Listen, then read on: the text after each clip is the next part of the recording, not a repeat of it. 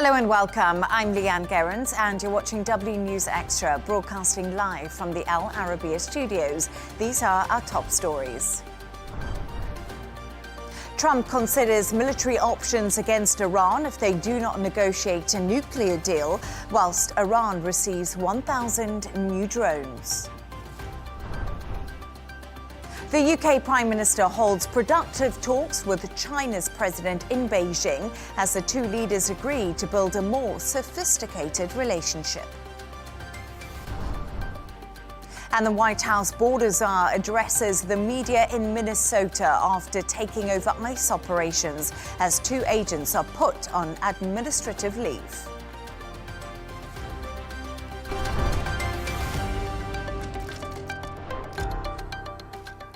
President Donald Trump is considering options against Iran, with some reports that the US could attack within days. It's believed a targeted strike on security forces could be used to create a change in leadership following a crackdown on protesters killing thousands of people. Trump has warned Tehran to come to the table and negotiate a nuclear deal or risk future attacks. To discuss this and all of today's stories, I'm joined by presenter and journalist Jono and Dr. Elie Al Hindy, Professor of International Relations at the American University in the Emirates. Dr. Elie and Jono, brilliant to have you both on the show with me this evening. Dr. Elie, let's start with you because there's been a lot happening this week when it comes to rhetoric between Iran and the US. Another US warship has arrived in the Middle East and signs are pointing to this potential strike happening. Is it going to happen? What's going to happen? What do you think? Well, nobody knows if it's going to happen or not. We have to wait and see. Definitely, if you follow the logic of what's happening, if you follow look back at the process that has led us here, it is so far Trump putting all his options on the table, Trump using all his gunboat diplomacy in order to pressure Iran, put it into a coercive, forceful, weak hand in negotiations. But negotiations are happening. Every evening we say, oh, the hit is going to happen today. We wake up on news that they have had some negotiations and some messages going through. So again, all through, to be fair to Donald Trump for once, he has never spoken about regime change. Even in his first term, even now, he's speaking about the change of behavior of that regime rather than a regime change. More importantly, I don't think that he wants to take the responsibility of that regime change, especially with all the, let me say, the reluctance from all the countries in the region, close allies, be it Turkey, be it Saudi Arabia, be it Jordan, all different countries are warning him significantly from the potential fallout of a chaos inside Iran.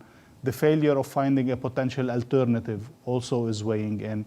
So in all of this, I think he is still reluctant to initiate a strong attack that would potentially lead to a regime change. He's rather increasing the pressure, putting all the cards on the table, and hoping that something inside will lead to a significant change that he is wishing for. And we do see Donald Trump do this as part of a negotiation tactic, maximum pressure to get people to the table. But also what was interesting is we actually heard from the Vice President of Iran today, and he said, today we must be prepared for a state of war. Our strategy is that we'll never start a war, but if it's imposed, we'll defend itself. Plus, the Iran army has 1,000 drones and it vows a crushing response. So, you know, we're still hearing this war of words, if you want to put it that way, between both countries. Well, and we know that these drones, I mean, these are basically US drones, but they've been reverse engineered with parts that have been taken from Uzbekistan, they've taken parts from Turkey, and Iran have made these drones themselves. They are homemade. So we don't know what level that they're at. They're based upon a Boeing drone that's already in use by the US. They've captured quite a few of them, and I believe that they've made their own version of the drone, and that's effectively what we're seeing. So they would be fighting fire with fire, but it's a concern that now Iran potentially have this as well. Again, what the administration is trying to do, and I think what Dr. Elie said exactly that, it's create the chaos on the ground within Iran, let them kind of get to that point themselves, but then you have to raise the questions about, well, what's next? What is the regime? What is going to take over? We know that the Shah's son is not really a contender for this. It's not going to be a possibility. And what's the next option? And I think creating the chaos within the region is step one. But then step two is, well, what is next? If there is a fall of the regime, which there is no indication right now that that's what we're heading towards, but if there is, it's a case of, well, what comes after that fall of the regime? And I don't think anyone knows the actual answer to that. That's a concern. And Dr. Elie, we talk about dialogue and we talk about diplomacy, which is really interesting because that's playing out on social media in many respects. Definitely. Because of the way that Donald Trump does do his foreign policy right now and his negotiations. But Russia have said that they want restraint because it could destabilize the region. Turkey is saying we want to get involved in mediation in order to try and get both sides to come to the table and find a good solution. Is that just something that normally plays out as we see rhetoric ramping up? Definitely the rhetoric on social media, especially with Trump, is part of his tactics. It's part of raising the pressure, it's part of sending messages. But I do believe that is just a smokescreen. Some things are happening behind the scenes. They continue to happen behind the scenes. Now, with regards to the messages you mentioned from Russia and Turkey, I think they are quite relevant in the sense that we have to remember that back in June when Iran was under attack, Russia did not support in any way, and I don't think they are willing or able at this stage to support. So definitely Russia would prefer a de-escalation in that sense. Turkey is a direct neighbor, is a leader of one of the leading countries in the region. Definitely that would be affected by chaos in Iran. It is one of the countries, along with Saudi Arabia, Jordan, Egypt, as we said, who really tried to pressure Trump not to initiate a forced regime change. I think the only country in the world at this stage, the only party that is really willing to invest into the collapse of the Iranian regime is the Israeli regime, the current government, because in a way chaos is not bad for them. It could be actually useful for them. Even if the chaos spreads from Iran to its neighboring countries, this might be something that the Israelis could be willing to invest in. Now here we have to ask the question that in June, Israel did initiate the war, the conflict, and then kind of dragged the US into it. Could they do the same now? Yes, we don't know. There's definitely continuous negotiation in that sense. We have to wait and see. Everything is possible. Everything is on the table. But again, in a logical sense, the way of not initiating a forced regime change is still more valid from a logical perspective. But then who follows logic? No, exactly, and we'll have to wait to see. But a delegation from Israel has been in Washington holding talks over Iran at the moment. But, Jono, we must remember there has been a communications blackout in Iran. It's been extremely difficult for anyone to really know the true extent of the government crackdown after those protests happen. And internet access is coming back slowly, and we're getting these accounts of doctors inside of Iran. They're speaking out. What's being said? So again, like you said, it's not full information. We're getting fragments of information, but more than we previously were, with a gradual return of internet access. And yeah, doctors and medical workers are saying that they've been overwhelmed. A lot of it, for me, certainly, when I heard these reports and I saw some of the videos, it echoes the early stages of when we saw the war in Gaza, when that began, and we heard of medical staff saying they are simply flooded with a shortage of basic supplies, mass casualties following the crackdown as well. There's reports, we know this, thousands killed. There is tens of thousands in captivity. 44,000 is one of the figures that I saw being held in captivity. The injuries that they're seeing from a medical point of view are consistent with live ammunition. They're consistent with beatings as well. And this is coming from people who are on the ground firsthand. So crucially, doctors also said that they have been pressured to not document or to not document the extent of the injuries that they're dealing with properly. So that suggests that on the ground, there might be the true scale of this is vastly underreported, and we are not getting a true picture of that right now. So now that we're getting a clearer picture of this, we can see just how drastic things are on the ground, putting together the pieces of the Trump administration moving in warships, and we've seen them. We believe that there's missiles that are very close to the border with Iran. We know this. We've seen pictures in the last couple of days which indicate that. it will encourage this riots to kick off again. We will see an escalation in that in the next couple of days.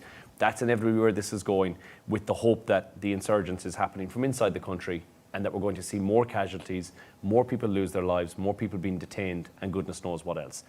That's the concern that we'll have in the next couple of days. And I don't think, like Dr. Elie said, I don't think the aim of the game here is to go in all guns blazing. We're not going to see a Venezuela-style tactic where he's just going to pop in, deal with the problem and get back out again. But who is going to deal with is the people who are on the ground, who are protesting and rioting day on day. These are the people who are going to suffer first before anybody else comes to the table on this. 2 quick comments on this, if I may. The size of the demonstrations, the style of the demonstrations, the groups involved in the demonstrations, even the ethnic groups in Iran, the spread of it, definitely tells us that the regime has much less support than it used to, like, for example, in the 2008 revolution or the Mahsa Amini uprisal or anything like that. The regime has been losing the popular support. And this might be a factor in making this regime accept what it has rejected before so many times. So this is, I think, what Trump is hoping for, even though he's not willing to, as we said, force a regime change. The second question for me is, where is the world? 30,000 people, it seems, have been dead. With the Gaza, definitely the situation was catastrophic, but we saw demonstrations in universities, in streets, in capitals. Everybody was speaking about that. What about these people? What about the Sudanese people?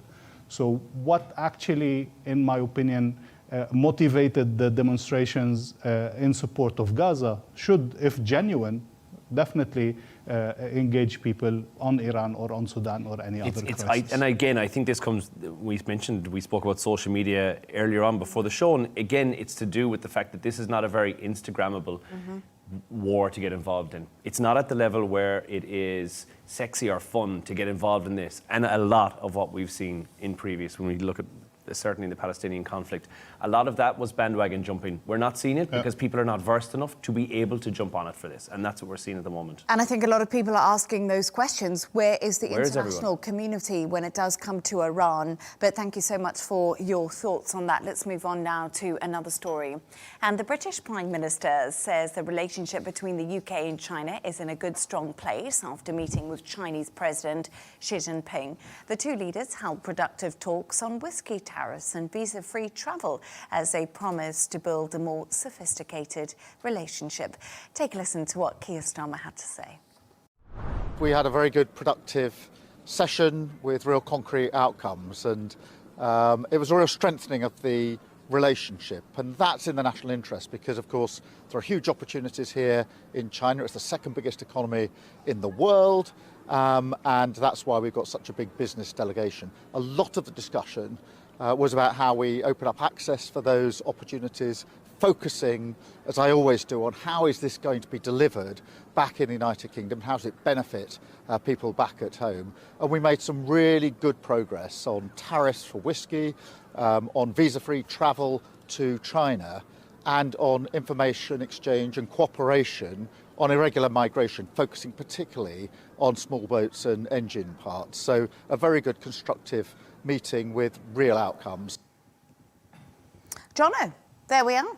It's Keir Starmer in China. Reports all signal productive talks happening. Is this better than we actually expected? I mean, anything is. When he go, I always, and I'm the first person to jump down his throat when he says something in the House of Commons, and I just think, who put him there? But when something like this, when it's on an international stage, you've got to try and say that this guy is doing something right. He's a guy who cozied up to Trump, got very, very close, and had influence up until it all went tonsils up and there was a tariff war back on again because he said something he shouldn't have. Fine. But he's done a very good job. We've seen him do it with France. We've seen him get into bed, in the European sense at least, with the right movers and shakers. And now we see it do it in China again. And I think he's done it quite well with Xi Jinping here. Right now, arguably better than expected. Expectations were deliberately low. But then again, I think when you send in Starmer somewhere, you end up with low expectations. But the tone has shifted now from a Chinese point of view, which I think is nothing but good news for the UK, from tension to pragmatism, which is where it needed to be. Both sides have signalled this engagement. And now we're seeing some level of communication. It's not a reset. this is a stabilisation, and I think it's one that the UK definitely needed in terms of when it looks at trade partners on an international level. You have to say, right, you're going to pick one of the big ones, and I think China's probably a really smart one to go with. And these are not big deals. Visa-free travel has been something like Ireland has had it. I think there's a couple of European countries that have this, 50 right? other countries have it. So the UK are quite late to the game. France has it already, if you look at the European countries. So it is something that they have been awarded a long time in the making. So, but it's still, in terms of a golden handshake kind of a deal, this is a nice one. The whiskey deal, again, very irrelevant. But there is something there. It's very symbolic more than anything else. We're not seeing big numbers. We're not seeing big trade deals or anything like this, but it's a move in the right direction. And he seems to have set himself up on the international stage yet again with somewhat of a success story walking away from China, which is impressive. I agree with that. I think 8 years there hasn't been a British Prime Minister in China. It was quite interesting because Xi Jinping did talk about the twists and turns in the relationship between the UK and China, but he also said he preferred to work with a Labour government, which I found quite fascinating. But Dr. Elie, like Jono said... I will not comment on the Labour bit. No, let's not comment on that, but Xi Jinping said that. And I just thought what was really fascinating about all of this is we talked about the deals, the trade deals, 10 deals were signed. Almost, you talked about whiskey, visas, AstraZeneca, the pharma company from the UK is going to invest in China.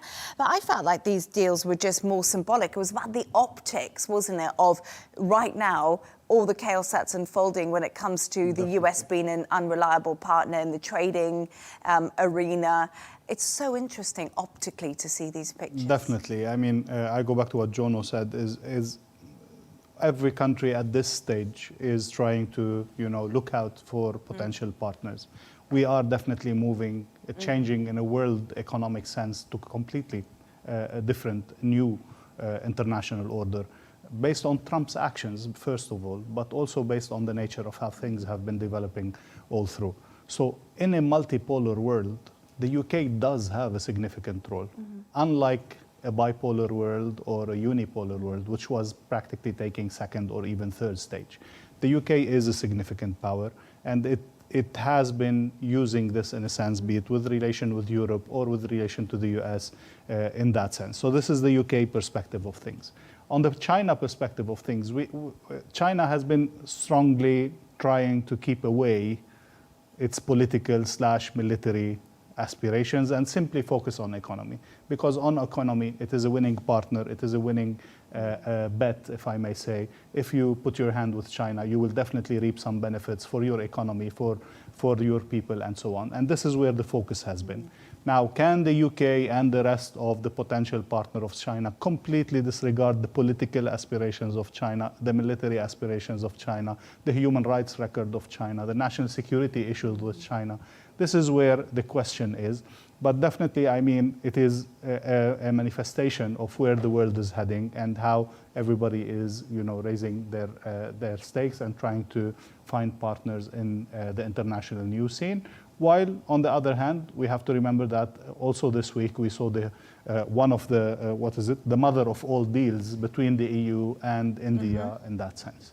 And the EU didn't choose to go to China. They chose to go to India. And what I found fascinating is India has made 7 big trade deals in the last year. India has a massive amount of people, of course, and it's tapping into those resources that the EU is going to use. But let's just come back on the UK and China, because so much has been said about Keir Starmer at home. Let's be honest, it's a bit of a palaver happening back in the UK. You know, Andy Burnham, possible coup, now a possible coup from Wes Streeting. The Labour are almost saying, we don't want him to be the Prime Minister. We've got coups in the background happening, not that they've happened. But what I find interesting is we look at Keir Starmer here, and he's walked this tightrope, because you remember Mark Carney was in China just recently. We see a Canada-China deal, and that got Donald Trump enraged. He said he was going to put 100% tariffs on Canada, couldn't believe this had been done. But he doesn't seem to have reacted very much to Starmer being with Xi. I don't think there's much to react to.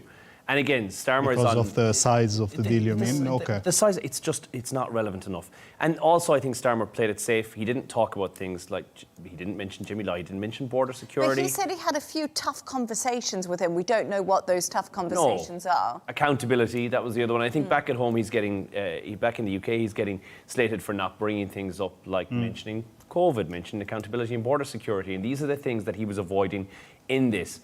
Canada's deal was much bigger. And Canada it's a doorstep deal for the US. For Washington to have that, it is a tricky situation for them to be in. The last thing they want. And I think what has happened in the UK here, it's not a big enough thing. It's small fry in the grand scheme of things. It looks good for Keir Starmer, who's, let's face it, one reform reject away from somebody else going to defect, and he's done. But it's at the point where he just needed a win. And it's a small win, and it's too small of a win for the Trump administration to worry about it when we've got Greenland and we've got Iran. Everything else is too bigger. It's too big of a fish to fry. But if we have a look at some of the nitty-gritty, China to halve tariffs on Scottish whisky, the reduction is expected to be worth £250 million over 5 years for UK whisky exporters. So, like you say, wasn't anything mega. It's small money. Small fry. Still, I mean, the size of the Chinese market, even if 0.01% of consumers in China turn to Scottish whisky or to British whisky, this is going to make a huge size of additional exports. So definitely the size of China is very attractive as a market in itself.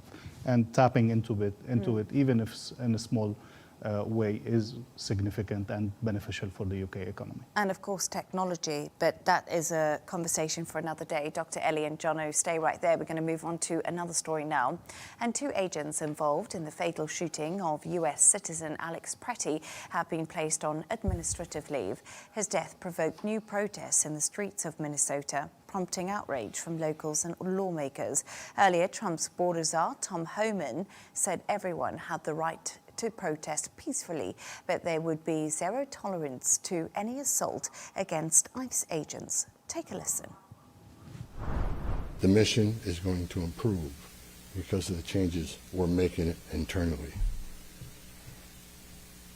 No agency or organization is perfect. President Trump and I, along with others in the administration, have recognized that certain improvements could and should be made. That's exactly what I'm doing here. So, Jono, we heard from Tom Homan there. Dare I say it, I kind of feel like he's been sent to lower the temperature, but what more did he have to say? So we only got a little clip there, and you might be wondering, well, what is going to change? And quite a lot. They've been instructed not to engage with agitators. Again, they've pointed out very clearly that anyone who meets them with force will be met with force in return, but they will not be engaging directly with them. It's a safety and a de-escalation measure more than anything else. It's not a reframe of the policy, so to speak. It's not a retreat in any way whatsoever. He insists that the enforcement will remain the same, but with one key change here.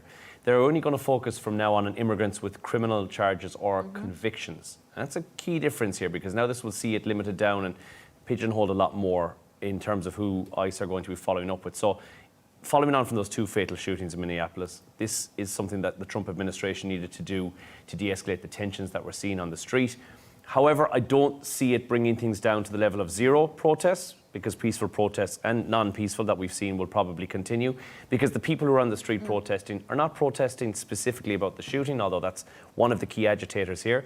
They're protesting about ICE in general. We've seen this from the get-go. We've seen this since the real ramp-up of the ICE troops on the streets, and certainly from a Minneapolis point of view, there's a lot of troops there. 3,000. Yeah. I was looking at the numbers today. 3,000 immigration agents in Minneapolis. That's a significant amount. And Tom Homan says he was hoping to reduce the number of agents in the city. So really, Dr. Elie, there seems to be a de-escalation. And I have been reading some reports somewhere that this is almost the first climb down from the Trump administration, because these fatal shootings have put Donald Trump's major campaign policy in jeopardy. I don't know if you agree with that sentiment? The campaign promise in jeopardy, I don't think so, because I agree with Jono. They're not going to retreat. They're not going to reframe the policy. The policy is still the same. The focus of the campaign, which is closing the border and getting all illegal migrants out, starting with the criminal ones, of course, or those who cause a threat. this is still a pull factor for Trump. This is still an attraction for the voters. This is still going to be his policy. Now, definitely, we've seen things get a bit out of hand with ICE. We've seen them, approach American citizens and intimidate them. Even we've seen stories about police officers who are off duty also were approached by ICE and so on. So things did go a bit out of control. Again, you're searching for everybody potentially and checking if they are legally there or not. This is impossible, and this is something that the American public have done a strong reaction against. But also we have to remember not only the American public, but also significant members of the Republican Party, including the potential governor that was running for Minnesota government, including the highest 3 bishops in the Catholic Church that made a clear statement on that this is not a Christian behavior per se, and this is against the teachings in that sense. It did see a big reaction that made him think twice and make him recalibrate things. Now, if you remember on the show, when it happened immediately, we said the poor guys will pay the price and they will be punished in order to diffuse the tension. It took a bit more time than it should have. It could have happened on the day. It could have diffused things much faster, but it's going in that direction. Nobody wants more escalation, and definitely Trump knows that he will pay the price in the upcoming elections if things don't calm down a little bit and put things back on track, which is the attractive track for his voters, rather than starting to lose votes due to uncontrolled behavior of ICE members. But you know what I find really fascinating, Jono, is the protesters themselves. There's been lots of conversations from reporters I've spoken to that the protesters themselves are violently approaching ICE. It's been a double-edged sword. If we look at it, Alex Pretty, there was footage that came out of him, destroying an ICE vehicle. A week before, he sadly lost his life, obviously unconnected. But right now, it's really difficult, isn't it? So, in terms of any law enforcement anywhere in the world, if you meet them with aggression, you'll be met with aggression back. I don't know one police force or any armed force who operates anywhere in the world who you can walk up to in the street, verbally or physically assault, and then walk away unscathed from that. It doesn't happen. Deaths because of ICE raids are not something that's new either. I need to bring this to the table. There's independent analysis that suggests that between 2015 and 2021, there was 59 incidents and 23 killings over that period from ICE. That's the Biden administration. What was different from that in comparison to now? And we're looking at 17 to 18 incidents from July of 2025 through until now.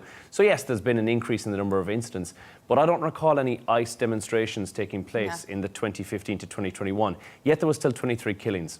So if we're at 3 killings currently, and some stats will take it at 8 because there have been people who've been hit in cars that have been hit, and you can look at those stats as well separately. But we're on par for about the same level of deaths in relation to ICE raids that have been happening. But exactly like you said, Leigh-Ann, if you look at somebody and you're approaching them with force and you're seeing the attacks that we're seeing on the screen, we're all of a sudden now surprised when ICE agents are forced to reach for their weapons. Okay, we may have seen a little bit of trigger happiness happening, that's for sure. I think what's happening here is a bring down on that. But until these demonstrations stop, the escalation will continue. I'm fully convinced of it, because now the protesters feel a little bit more invincible, thinking, oh, well, they can't fight back, which is not what's been said, but that might be what they've heard.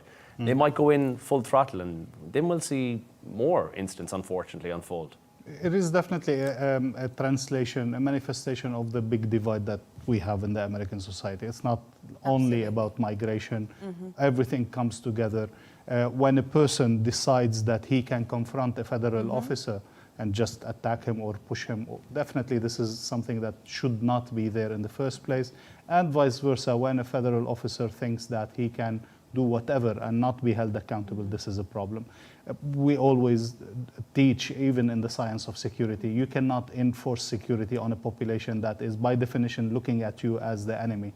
And this is unfortunately what's happening. So definitely security can be achieved much better when the people understand what's happening, are okay with what's happening, and definitely in support of the measures, which is far from happening in the American society. And it's quite interesting because Tom Homan's gone there. He's had talks with the Democratic leaders in Minneapolis and Minnesota, and that's really to try and get this line of communication between local and federal back on track so we don't continue to see the escalations we've seen. Dr. Elie and Jono, thank you. Time to move on to another story now.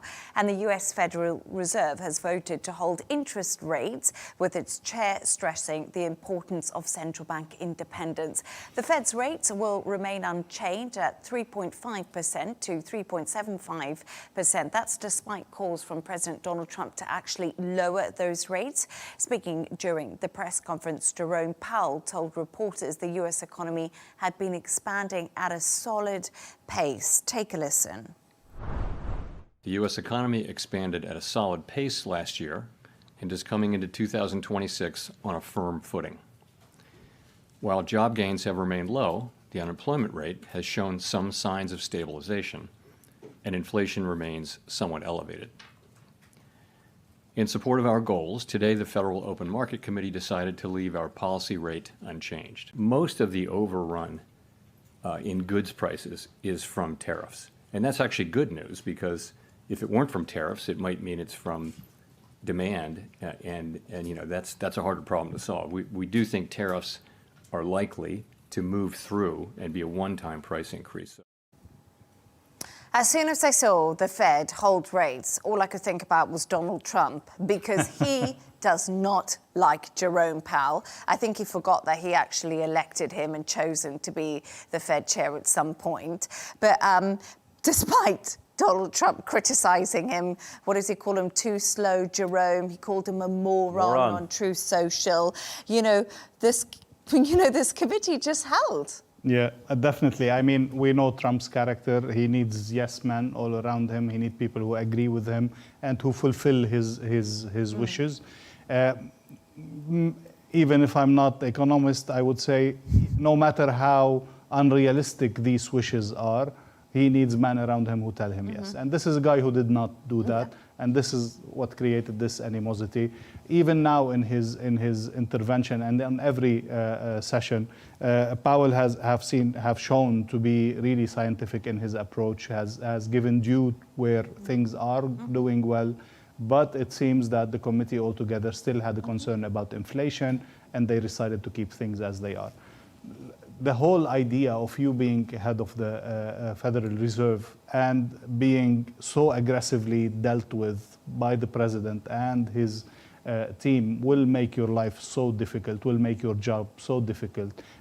It's amazing that the guy is still holding on, is still doing his job very professionally and approaching things in that sense.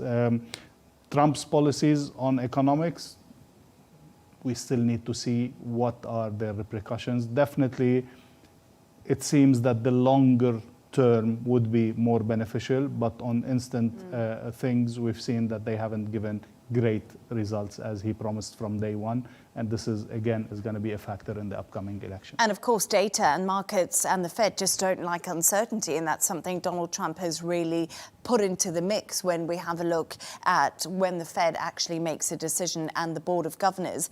But Jono, it's really interesting because Donald Trump has actually come out today and he said he intends to announce his pick to replace the Federal Reserve Chair Jerome Powell next week. His term expires in May. Who are the runners and riders for this? So we discussed this 2 weeks ago, and we had two completely different people. And I'm not saying it's going to be different next week, but it very likely could. Last week we had the tale of two Kevins, or 2 weeks ago, where the bookies' favourite were Kevin Warsh. He's faded from the frame completely. He has disappeared. He was once a front runner. He hasn't been in Reuters or Fed focused at all. Any reporting on that? Markets see him as yesterday's name. He's gone, so he's no longer in the running. Kevin Hassett, still influential, not Fed chair material. We kind of knew that as well, but he's very close to Trump, which, to be fair, probably enough to get the job. Really active in economic messaging as well, has got no central bank credentials, so it's unlikely. So instead we're seeing Christopher Waller and Stephen Mirren, both Trump-aligned figures, both very much yes men. Will they reduce the interest rate? That, again, I do think, I mean, Powell has made the right decision, let's be honest. What's absolutely fascinating is you've got 7 people on the Board of Governors when it comes to making an interest rate cut, and 2 actually wanted to cut this time. And guess who one of those two was? It was Christopher Waller, the Trump appointee whose name has been floated as a contender to succeed Powell. What was really interesting is he actually chose to hold last time, even though the data suggested that a cut probably would have been sufficient, and now he's wanted to cut, even though, you know, do you see what I mean? The alignment has changed. So I spoke to an economist earlier and basically said, oh, this is a little audition for the job. Yeah. You know, he's saying, oh, this is my audition, I'm here, Donald Trump. Yeah. Well, the whole thing, what we risk now is that the Fed becomes a bit more politically influenced going forward, which is not a great thing. I mean, the Fed, one of the wonderful things about it is that it has pulled back from politics and said, we're doing the thing that's right for the country. It's been independent, and that's something it should is, always yeah. be. Yeah. And we see that in the UK, the BOE is independent. You know, many countries to have an independent central bank to analyse the data and look at inflation and look at jobs data and look at, you know, all the different data we get in manufacturing is extremely important. Yeah. They need to be independent. Absolutely, they do, but we could see anyone being put forward. Because remember, this will be a presidential. Do you think forward. I could be put forward? Well, anyone. There's somebody else. This is someone who, and by the way, Trump had previously nominated Judy Shelton, who sees the true wild card this time around, but advocates a gold-linked currency. So the dollar could be. You'd have phrased earlier that I like was called de-dollarification, which I think is wonderful. That is something that we could see if Judy Shelton goes in there, but Republicans blocked her the last time as well. Markets would panic, it would be a disaster. It could be, he could go down the celebrity realm, who knows? But we must remember, Donald Trump watches markets. He watches markets, Yes. and that's something And he always he's been does. doing well so far. Very we well. have seen a steady Absolutely. stability in the markets so far. So. Considering what's been happening, Exactly. the markets have been doing extremely well. Not the dollar, but Everything else. everything else. Now, it's that time of the show where Dr. Elie and Jono have chosen two of their quirkiest stories of the day. And Jono, okay, TikTok. How did TikTok, a platform formerly known for dancing and your dogs during the pandemic, become a travel agent? So previously, I guess if anyone wants to go on vacation, you'll pick up a magazine. Could be going way too far back, but you pick up a magazine, you look at the nice resorts, you'll find out what's all-inclusive, that's got a nice pool, that's nice pictures, the reviews are good. The more modern version, you'll jump online, you'll look at the reviews for a place and you'll see if they're 5-star or not. Well, now, people are saying TikTok, because it's so real, it's so honest, it's so in your face, is giving you a better opinion about where you should go on holidays. But people are going to TikTok as a one-stop shop because when you jump on there, you can go to a TikTok shop. And so you're seeing the store, it's what it's called, I'm not making this up. You're seeing the place, now you can just click, buy, book, go there, go and do the experience. You see somebody walking with elephants, perfect, you can click into it. You're now doing that experience. And it's made it more accessible. So instead of people going into your traditional travel agent, which, let's be honest, are pretty much gone, or jumping onto booking.com and reading the reviews, they're looking at real-life experiences from people that they follow or that they trust on social media and saying, this is how I'm making my next decision. TikTok. And you know what's absolutely fascinating? We're talking about TikTok and holidays, but I must admit something. It's changed the way so many people shop, Instagram and TikTok, because I might go into Instagram now and someone has a beautiful eyeshadow or really nice hairdo and they've like, this tool's available. I'll just buy it, click through and buy it. Yep. It's like our whole life has been changed, hasn't it, Dr. Elie, by Definitely. social media. Definitely, on social media in general, of course, and it has influenced every decision of ours. I was surprised that TikTok is linked to traveling because, as I was telling Jono, I think TikTok is followed by the younger age people, which are not usually the main tourist thing. But if that reaction is happening, it means that more and more people are following TikTok and getting their information from it. So yeah, definitely. And I wouldn't do Instagram because I think Instagram is fake. I think a lot of Instagram is not real. And I feel like TikTok gives you more of an insight to the real things. And again, as people are making decisions on where they want to go, I'm making decisions on where I don't want to go based upon people's airport experiences, train trips that they've been on when they're real on TikTok and they're just sharing that story in real time. I feel like, well, that's someplace I never want to go to. But fake news, AI-generated information, all of this. I feel that's all Instagram. Okay. I feel like Instagram's got the market on that, and I don't know if I can ever believe anything because 9 times out of 10, it's a paid advert. Yeah, and that's so true. I must admit, I don't have a TikTok. Dr. Elie Me and I... neither, no. No. Oh, the young. Yeah. We're the old generation. Jono's the youngest one, so no surprise there. But I do think that Instagram, don't do it for the gram, because I do think you're right when it comes to Instagram being a more fake universe than what you're talking to me about TikTok. But I'll discover that platform one day. And Dr. Elie, actually, this is a fascinating story because there has been an update on the Formula One legend, Michael Schumacher's recovery. Good news. Definitely. I mean, all the fans of Schumacher, they go across generations, and he's been the legend in the 90s and beyond. We know that he had a ski accident in 2013, and he's been in hospital in recovery, even in a coma for many years after that. And now we're having the news from his family that he's now able to actually get out of bed, he's able to hold himself up, he's able to move into a wheelchair and actually move himself around the house. So very, very good news for all the fans of this great legend. And I don't know, I guess it poses a lot of questions. How long would you actually keep supporting a person who's in a coma or is bedridden or even deemed as not able to recover in that sense? And the family obviously had the love for the guy, but also the money to do it. They've done it for 13 years and it's given fruits. I wish him all the best. Definitely, he was the one, for me at least, who made me love Formula One and follow Formula One for many years. So very good news there. And I must admit something, my father used to love Michael Schumacher, and I remember him from, as you say, from when I was younger.